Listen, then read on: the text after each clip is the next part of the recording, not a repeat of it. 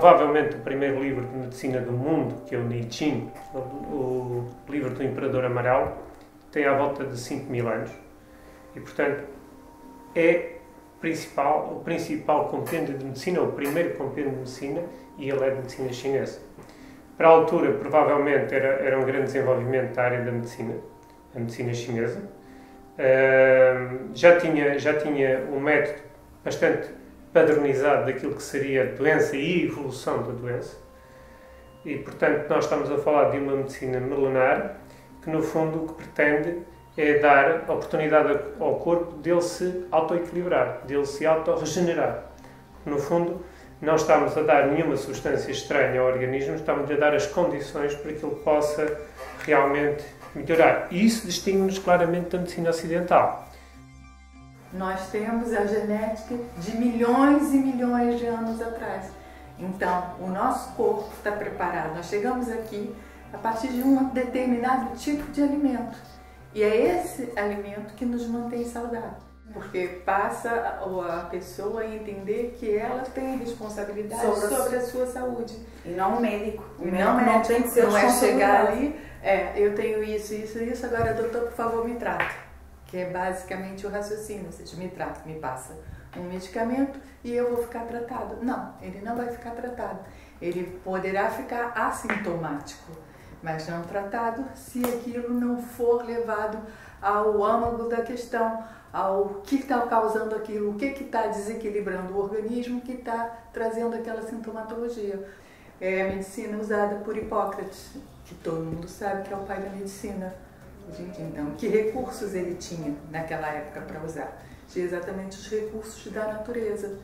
A alimentação, teria as plantas, teria a água ao seu dispor, daí nós temos a hidroterapia, teria o exercício físico, e já não vou dizer o exercício físico de ginásio, um exercício físico de um atleta, não, simplesmente, lá vou voltar à história da simplicidade, se movimentar, se mexer, sabe? Andar um pouquinho mais, subir ou descer uma escada. Isso para o organismo faz uma diferença, faz ele funcionar de maneira completamente benéfica, né? Embora não sejamos forçados a usar métodos muito sofisticados no diagnóstico das doenças, não significa que não se possa fazer uma medicina com um diagnóstico acertado e correto, embora diferente desta super sofisticação que existe hoje em dia e que nós recorremos naturalmente, mas os nossos métodos prevêem realmente um diagnóstico diferente, um diagnóstico cuidado, um diagnóstico que demora tempo a ser colhido. Uma conversa é longa e a conversa a anamnese é longa, vai bater em vários conceitos da sua forma de existir, da sua forma de viver, da sua forma como ele interage com os outros também.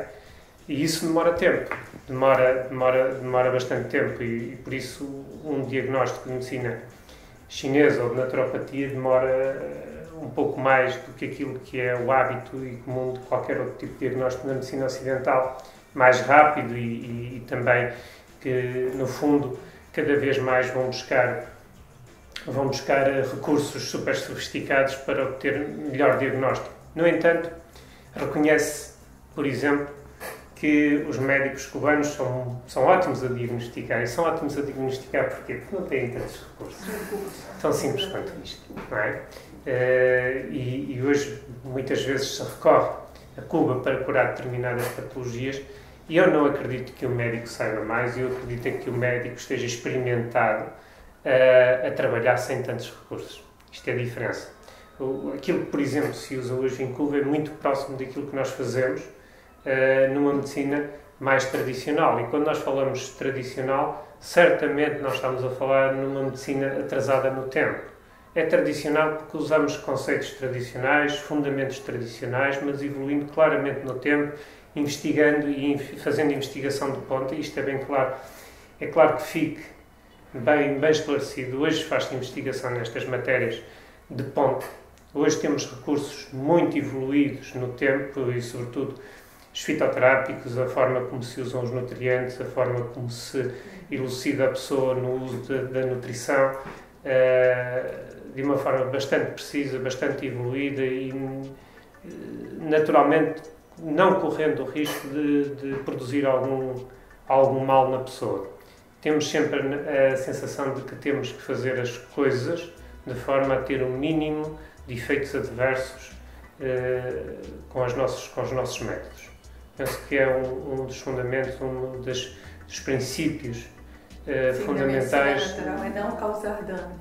Exatamente, isso. Não causar dano é muito importante na nossa filosofia, porque acaba também passar por uma filosofia de tratamento. É claro que temos essa parte científica, temos a parte de estudos, de artigos, de coisas, vários temas comprovados, mas como terapeuta isso tem que estar na nossa mente, não causar dano ao paciente. Ele já vem com algum desequilíbrio e a gente tem que fazer com que aquele corpo se reequilibre, se auto-regenere, tenha facilidade para desenvolver a saúde. É no fundo dar ao organismo aquilo que ele precisa para que ele próprio tenha, porque nós temos capacidade de combater também, nós temos um sistema imunitário que vai combater micro-organismos, por isso nós temos os mecanismos para termos a saúde. Muitas vezes, por vários fatores, é que acabamos por descarrilar, digamos assim. Por isso vamos dar ao organismo as substâncias que ele precisa para se auto-equilibrar, auto-regenerar, digamos assim, como o Sérgio estava a dizer muito bem. Por isso acabamos por, a base, quer da medicina chinesa, quer da naturopatia, ser a mesma. Se nos fizessem uma questão sobre o que é a medicina tradicional chinesa, a primeira resposta que eu daria seria que é um ramo da naturopatia. A naturopatia engloba todas estas áreas da medicina natural e a medicina chinesa não é mais do que uma área da naturopatia. É uma área remota, antiga. Eu acredito que dentro da medicina chinesa a área que mais se conhece é a acupuntura. A medicina chinesa não é o mesmo que a acupuntura. A acupuntura é apenas um ramo da medicina chinesa. Provavelmente, quem trabalha com medicina tradicional chinesa sabe perfeitamente que se eu não corrigir a parte da nutrição da pessoa, a forma como ele se alimenta, eu não vou corrigir de uma forma íntegra qualquer disfunção energética que possa ocorrer no organismo apenas com a acupuntura, porque se eu me faltar nutrientes eu não tenho a energia necessária para fazer essa correção energética e, portanto, os nossos pacientes começam logo por ser esclarecidos relativamente à nutrição que devem fazer, normalmente de acordo com os sintomas que vai apresentando, com as patologias que vão apresentando. Porque nós somos uma reação química e se não tiver a matéria-prima não vai acontecer. Se não tivermos aminoácidos que venham das proteínas, se não tivermos lípidos que venham das gorduras, não vai haver formação de hormônios, não vai haver outros elementos da dificuldade nos neurotransmissores e com isso vão aparecendo várias doenças que são chamadas do século XXI, como as depressões, algumas doenças degenerativas, a obesidade, em que a gente pode simplesmente observar que é mais uma questão das pessoas não saberem oferecer ao seu organismo matéria-prima para que ele tenha boas reações químicas e que promova a saúde e que consiga se equilibrar e manter saudável.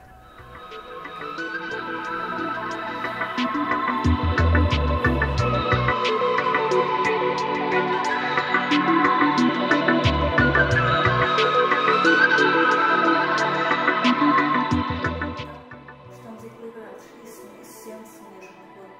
Eu tenho um doente com esclerose múltipla que foi iniciado por mim e ele diz mesmo, se não fala isto é físico, isto sente-se mesmo. Estou diferente, as pessoas notam que estou diferente.